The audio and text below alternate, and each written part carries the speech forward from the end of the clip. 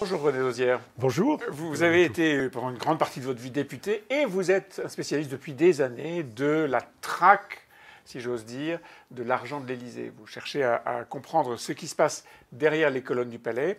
Vous avez réussi à obtenir un certain nombre d'avancées en matière de transparence, on va en parler. Et vous publiez Frais de palais, la vérité sur les dépenses de l'Élysée. C'est aux éditions de l'Observatoire. Vous êtes aujourd'hui, en tout cas, président de l'Observatoire de l'éthique et vous êtes un spécialiste de l'éthique en politique. La règle de la discrétion, du secret même de la dépense à l'Élysée est une règle ancienne. Elle vient de l'Ancien Régime et depuis des siècles, ce qui s'appelait la liste civile est devenu le secret dépense. Et ça vous gêne? Oui, parce que aujourd'hui, quand j'ai découvert que la présidence de la République, c'est-à-dire le cœur du pouvoir, sous la Ve République, n'avait pas de budget.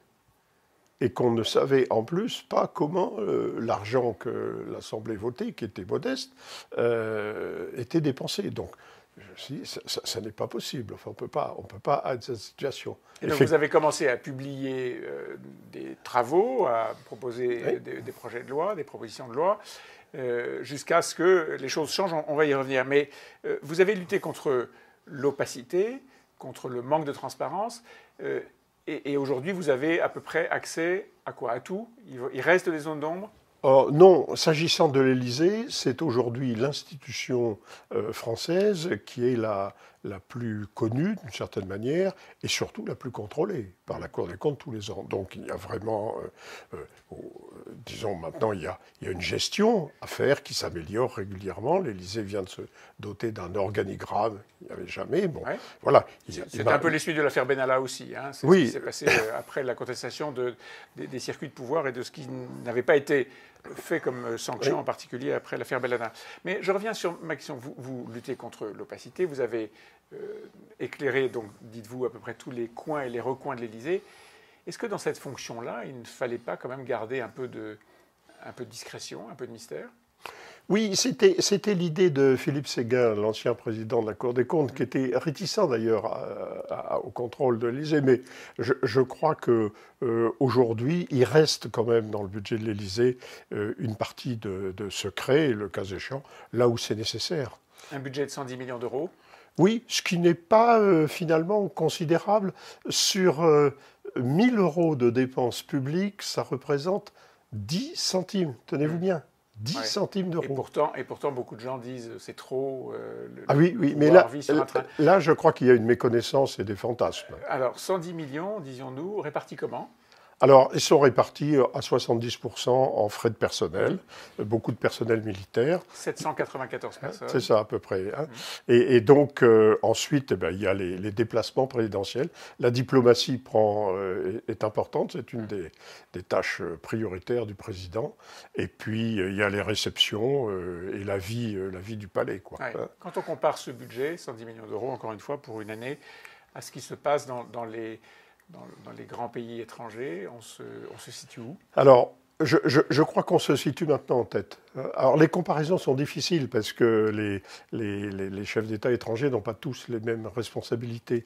Et le pourcentage est quelquefois partagé. Ouais. Mais disons qu'avec une dépense qui est inférieure à 2 euros par habitant, on est sûrement l'un des pays les mieux placés. Au Luxembourg, par exemple, on est plutôt autour de entre 15 et 17 euros. Mais parce que la dépense est répartie sur un plus petit nombre de personnes. Mais même dans des pays un peu plus importants, si vous voulez, on est dans des chiffres plus grands. Enfin, non, je crois que maintenant, on est vraiment bien placé, même si... Bien placé, c'est une présidence pauvre? Bien placé, ça veut dire peu d'argent, c'est bien ça dans votre Oui, esprit? c'est-à-dire que par rapport aux dépenses des chefs d'État étrangers, on dépense peu. Hein. Il n'y a pas un minimum, ou est-ce qu'on est en tout cas au minimum de ce que le statut de la France exige? Non, il semble qu'on soit arrivé avec, maintenant qu'on a 3 présidents qui savent compter, et donc on est sans doute dans une norme. Enfin, en fait, il y a encore 5 à 6 millions qui sont répartis dans des ministères.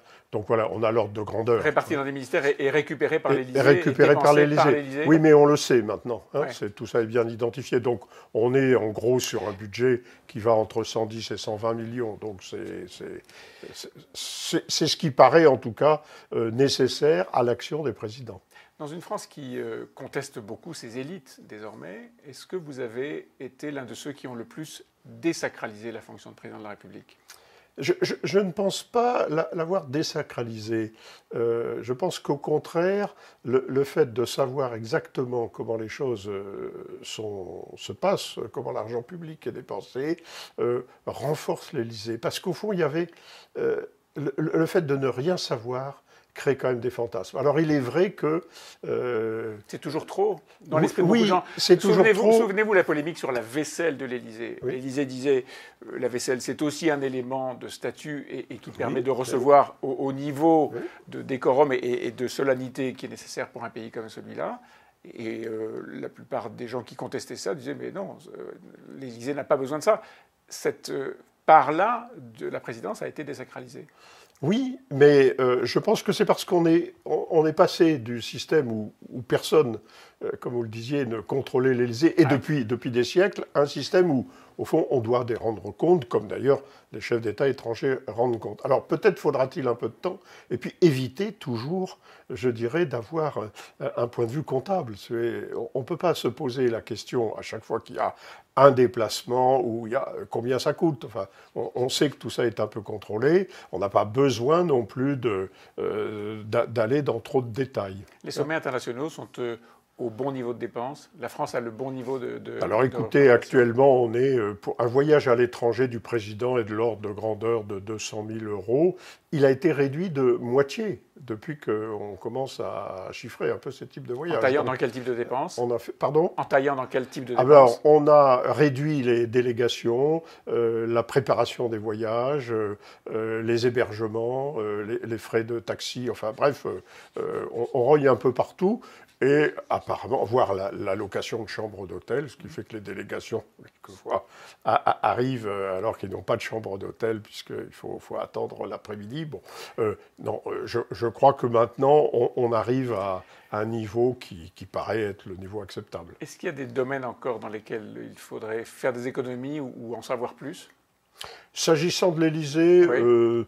Non, pratiquement, enfin les choses se passent. Simplement, il faut que le Parlement, lui, continue à faire son travail de contrôle, c'est-à-dire de demande d'explication quand on voit une évolution de la dépense. Il y a une polémique là sur les nouvelles dépenses d'Emmanuel Macron. En réalité, il n'y a pas à avoir une polémique sur s'il a besoin d'1 ou 2 millions supplémentaires. Par contre, il serait légitime que le Parlement lui demande pourquoi il y a, et un peu de justifier, qu'on vérifie. A posteriori. Oui, bien sûr, bien sûr.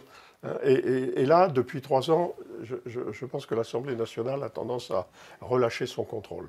Ah, peut-être que c'est lié à sa proximité avec Emmanuel Macron. Dernier point, c'est un statut qui est à part. La première dame, l'épouse du président de la République, a une rémunération. Elle engage des frais de l'Élysée. Non, elle n'a pas de rémunération. Pardon, son cabinet, elle a des frais. Il y a un cabinet qui coûte en gros 300 000 €, mais dont la somme fait partie du budget de l'Élysée. Donc les 300 000 € qui sont consacrés à ce point de vue, il y a eu des changements. Ah oui. D'abord, il y a toujours des interrogations sur son statut. Hein, non pas celui de Brigitte Macron, mais celui des épouses des chefs d'État. C'est un problème qui subsiste, parce que le rôle de la femme a évolué dans notre société, et aujourd'hui, la conjointe du président est toujours la femme d'eux. Et c'est un peu la fonction qui veut ça. Donc, on n'a pas encore réglé définitivement le problème du conjoint du chef de l'État. Peut-être faudrait-il qu'on élise une femme pour voir à ce moment-là comment le conjoint se comporte. Pour créer un statut de conjoint. Est-ce qu'il reste des secteurs ou des postes dans la République qui vous échappent ?